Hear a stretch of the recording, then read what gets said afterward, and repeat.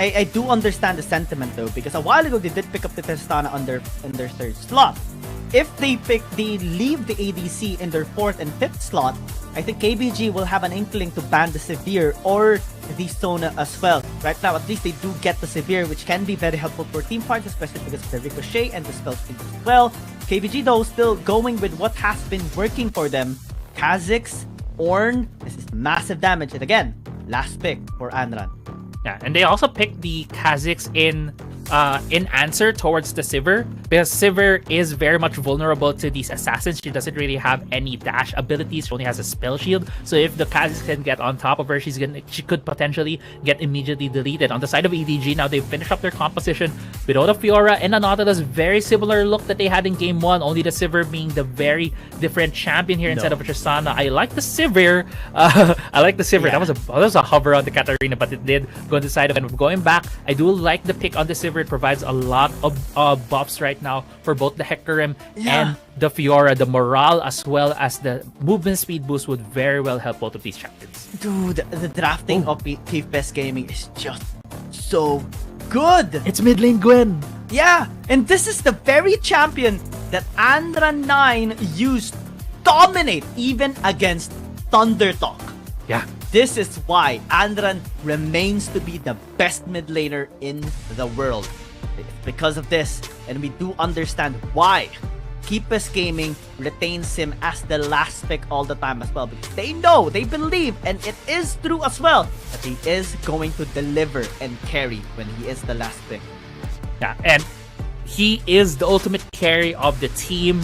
Right now, Gwen, I like how it's the champion being last pick into the composition of EDG because she has the needles. Her ultimate can just cut through all of the members of EDG. Just imagining the fights that we'll be having later on, especially in these Dragon and Baron fights. This Gwen can just shred through the backline, even to the front line. She has so much threat that when she hits some of her needles on the Sivir and the Corki, it's gonna allow this Kha'Zix to go with easier assassinations, easier resets, and this could just very well be a very dangerous game for EDG. But at the same time, for EDG, this is so crucial for them because if they don't win this game, KBG will be at match point. This is so scary. I mean, looking at the draft alone dictates that KBG wins it. EDG still going with a similar composition that they did in game number 2. The only difference is that they have invested on the Fiora and the Severe. The rest are the same as well. I do hope that we do see better movements on the side of EDG, or else we're just going to be seeing a one-sided beatdown the entire series. And that's the plan here of Keepus Gaming. We're seeing an invade though, but Andran, I think, is still going to be able to pick this, the big chicken. Yeah, he did get ignited, but now Alone is all alone here in the bot side of the map. KBG going to the red side jungle right now of EDG. I think for EDG, they're thinking of trying to starve out the taunt. Look at where... Actually, oh no, the Sivir. Yeah, spell shield a little bit late, and the kill will be there. First blood by Shama. Yeah, first blood by Shama, and that was the danger for Alone because he's so vulnerable in that bot side of the map. KBG had 3 members there. Langui was just about to go to the bot side. I was about to mention that Langui might be able to save the Sivir there, but KBG just had that timing to take down the Sivir. And again, Shalma is our player being featured here. If previously he had 36% damage output from his team, now he's still dealing tons of damage on that Ezreal from game 2. Going to this replay right here, Alone left here in the bot side. He can't do anything as a Sivir could only flash away, but for not, Shalma still able to pick up the first blood in the bot side. Yeah, it was an overextension basically by Alone. He shouldn't have been there in the first place, fully knowing that he doesn't have any backup. He should have just given the wave up. Yes, you are going to be down in XP, but either way, it is going to be the same. Actually, much worse has happened for Alone because he died as well. He gave gold towards Shama and he wasn't even able to clear out the wave as well. Then, this early game for EDG, it should have gone to their favor. Like, the plan was in their heads. We're going to be invading the red side jungle, try to starve out the Han, put a lot of pressure on the enemy jungle so that we have more control over the mid lane. They started that off with putting Langui in the mid lane, but instead, KBG had the perfect answer. They just bided their time, waited for the Sivir to be alone and chuck her down and taking her down. And now early game, going to the favor of KBG. Almost 1k gold. The bot side, another fight brewing here. Yeah, 07-11 in the area. I think KBG is just going to be calling it off. Charge, Breath is going to be there alone, taking a lot of damage actually. I don't think EDG has the resources or any opportunity to fight in the bottom lane. EDG just trying to force things out, trying to see what would stick there in the bot side, but they didn't have enough damage to be able to take down 2 members yet. As we reach here in the early parts of the game, but Langui still going in. Yeah, good denial actually by Yu, but still the awesome shadow should allow them to finally pick up the kill. Good gold funneling as well. It's Alone that was injected with gold. Yeah, Alone getting that gold, putting him a bit ahead now in terms of the gold in the bot side against Xiaoma is a good sign, at least for EDG, evening things out there in the bot lane. But now I'm looking at how things will be panning out later on in the 5-minute mark. We did see that fight on the bot side, but in the 5-minute mark with the Herald and the Dragon being up, we might see a big fight. But top lane though, good trades happening right now between Xiaozhang and KG. But going back, just trying to predict as well where they're gonna go. Are they gonna go for Herald or Dragon? And honestly, with the Ocean Drake being about to be the first Drake on the map, I feel like EDG should have a bit more priority on Dragon. Yeah, but we have seen them try out both and has been unsuccessful in winning games despite the change that they did. And now the Thon going in towards the jam. Post is gonna be going through, denying some of the damage thrown out by the Kazakhs. Gonna be fine with Honeyfruit as well, just maintaining his stance there in the top lane. Oh, that way. Though, taking a visit, taking a peek, taking a check here. The Thon will not flinch at all, still continues on the recall. Yeah, just defending Xiaozhang there. If ever the mid laner from KBG would go to the top side or anybody else would be rotating, he was only there to provide that safety net for the Fiora, so that Fiora would also have a good recall back to the pace. And now as things stand, we see the first couple of rotations from our laners. Yu and Anran now are fighting it off in the bot side of the map, while Langui and Alone are now here in the mid lane. Sivir has a really good advantage here in the mid lane. She has a lot of wave clear. She will be able to shove the lane more effectively against an Ezreal and an Ornn. We already saw Xiaoma even forced to using his ult right there. But Yu picking up the package, running the bot side, but actually Yu getting caught out. Yeah, the isolation is gonna be there. The CC chain not able to get the kill. Finally, like this, this stay through, and Alone just gonna be jumping away and run. Still able to deal the damage necessary here for KBG to take control of this fight. Now Jang getting into the backline. The Ganshan is gonna be here, and Ezreal will be picked off. EDG finally wins a fight and is going towards the Dragon.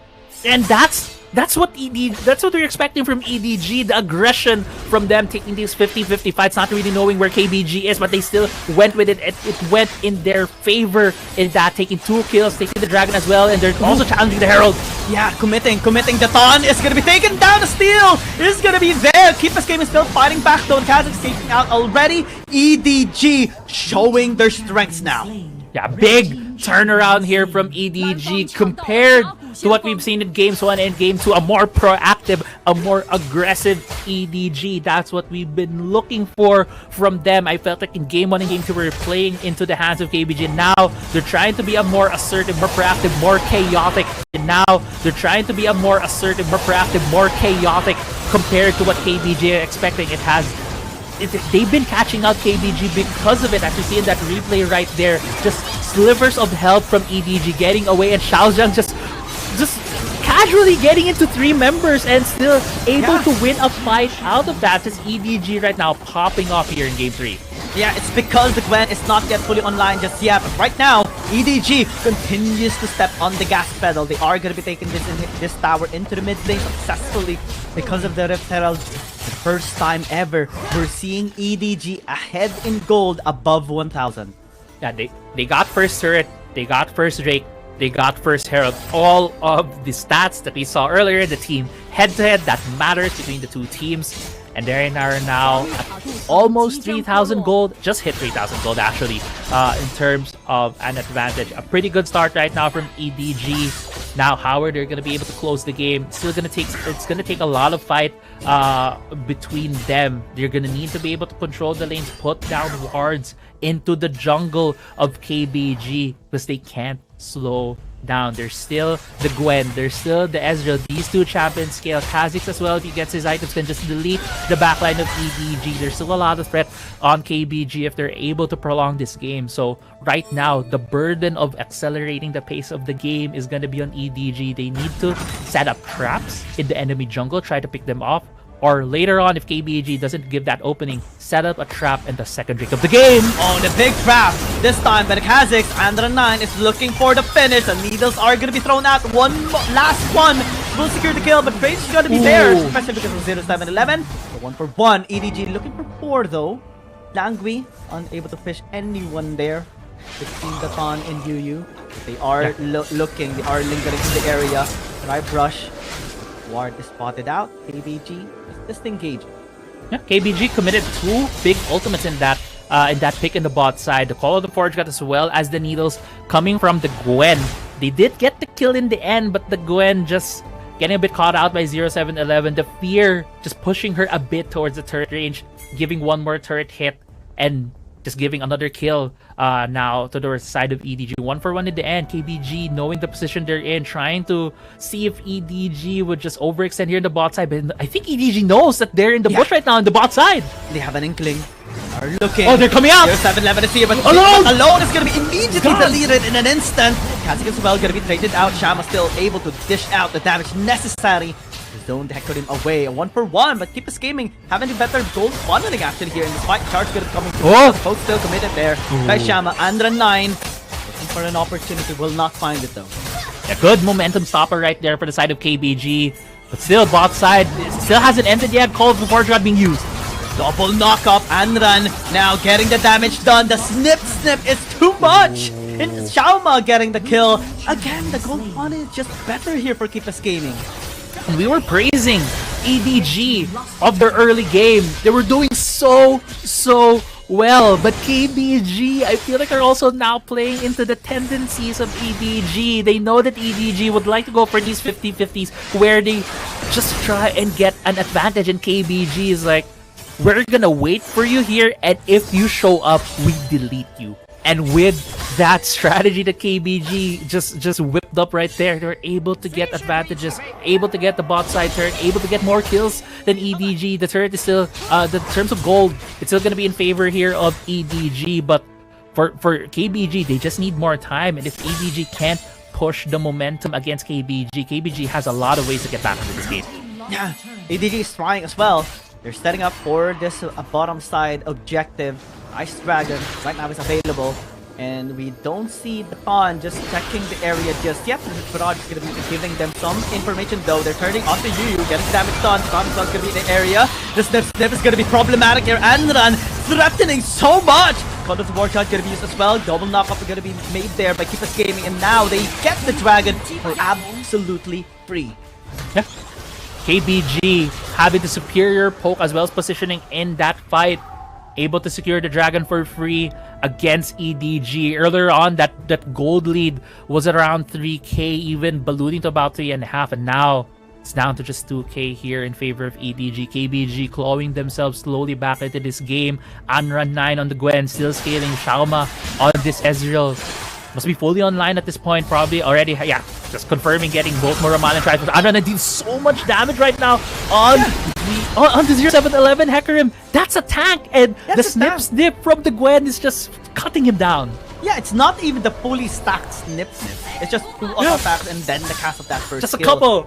Yeah, it is already a quarter of the HP of 0-7-11. KG just just basically giving a T-pose against establishing authority. Yeah, establishing authority, establishing dominance on the bot side. No mana as well on the Fiora, so the Xiaozhang needs to get back to base. We're about to hit the 12-minute mark. Baron's going to be up on the map with only 1k gold lead right now in the hands of EDG. It's almost nothing at this point in the game. KBG can just have a bit more items in some of their carries, and they're good to go in terms of damage compared to EDG. But with the Baron up right now, this is going to be the Baron dance that we usually see in the mid lane between these two teams. They're just going to try and dance dance around, get as much vision, get as much control over the mid lane. So whoever has control over the river vision will be able to bait the other team towards them, because just the uncertainty of not starting the Baron is more than enough for some of these teams to get caught out in traps. Yeah, and we have to just commend Andra9 right now, especially in his exponential improvement. Last season, KBG was on the brink of destruction, being destroyed by Thundertalk, especially by Z. And Gwen was one of the champions that actually just made a mark on his side as well. And afterwards, the next season, in this season, we see Andra9 having so much success on this champion and is using it right now against EDG, proving to be very useful as well. Langby immediately disengages.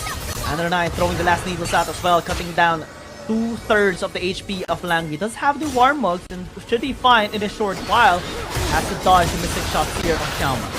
Yeah, but as you mentioned, he has the Warmugs, right? He's almost full health at the moment. They're looking for Andra9. Andra9 on the bush.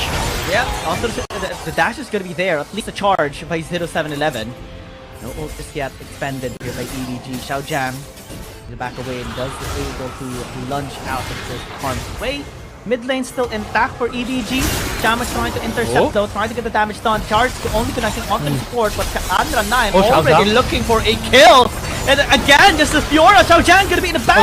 Stamina tries to go with the boat, still gonna be taken down here. KG looking for a flank, looking for the front line. Langby already chipped down low and has to give this tower away. Yeah, KBG just flexing their muscles there in the mid lane. Able to get Xiaozhang, who overextended himself in this fight. And now Baron's being started here. Giyang KBG wants to get this Baron while EDG is looking at the objective. I don't think they have any way to get this. Yeah, they have to give it for free, for absolutely free. Early game was already established by EDG, but look at the outcome. Still massively dominated by Keepes Gaming. And what a magnificent display right now we're seeing from KBG. Even behind, they're able to claw themselves back into this game. As we see in this replay right here, EDG trying to go for another of their 50-50 plays. They had a good engage at the start, but it was KBG who bites back here in this fight, able to chip down the health bars of EDG. Now we're seeing another possible fight here in the game, but doesn't seem like two teams are committing to it just yet. Baron is secured here by KBG, meaning that they have siege on these towers. They're now starting out the siege in the mid lane and the top side of the map. Yeah, on as well in the area, so Jang has to be very, very careful. You cannot step forward on that rush. You again gonna be the first target here by EDG, but you have to be very careful. The toast gonna be coming in here from the Ton, as well as the pokes from Xiaoma. Again, just the minor things extrapolated here by Keepes Gaming and really was felt here by EDG. Yeah. And now they're getting this last dragon for absolutely free again. To add to your point, a small play that Yuya did there, the bellows breath timing. Oh no, Alone might be falling here. He's ignited. Horn ult gonna be called out, unable to land though on Alone. Xiaojang as well just getting bullied massively by Andra9. I actually thought that he is the only one that can actually deal the damage here onto the Gwen, but unfortunately it's not true any case. In any realm here in this series, EDG is still struggling, KBG is still knocking, taking down 2 turrets already. The charge is going to be there onto the side as well. KG just tanking damage here onto the members here of EDG. Still the Archon canoeing, that charge is going to be used onto KG as well. Everyone's going to be following up. Hope is going to be there and kill as well. Just one kill. Still the base is wide open. Yeah, the base is vulnerable. It's only the Nexus left standing here for the side of EDG. KBG taking down all the inhibitor turrets. In exchange, they did give away KG towards EDG, but KBG would take that trade any time of the day. The Nexus is now open. KBG is looking poised to take this series to a match point, while right now EDG is looking for any stragglers, maybe to get a pick here. But it looks like KBG is the one who wants this fight. Yeah, they're looking to be very desperate, and KBG is loving every moment, every mistake that they are capitalizing as they punish Langby getting caught and KBG getting 3 kills. Oh my god, KBG!